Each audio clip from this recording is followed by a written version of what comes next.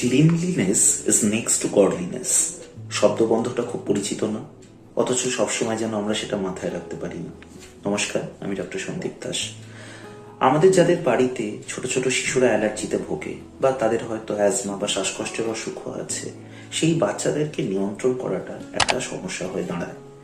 বাচ্চারা স্বভাবতই চঞ্চল প্রকৃতির এবং তারা যদি ঠিকঠাক নিজের হাইজিন মেনটেন না করে, তখন এই অ্যাজমা ট্রিগার হওয়ার সম্ভাবনাটা অনেক গুণ বেড়ে যায়।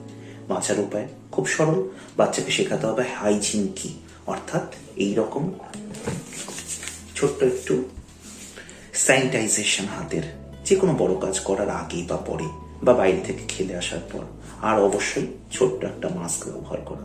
এই দুয়ের সংমিশ্রণে কিন্তু অনেক ওষুধ, অনেক সমস্যাকে এড়ানো সম্ভব, এবং তাতেও যদি কাজ না হয় তখন অবশ্যই বিশেষজ্ঞ চিকিৎসকের পরামর্শ নেওয়া উচিত। ভালো থাকবেন, সুস্থ থাকবেন।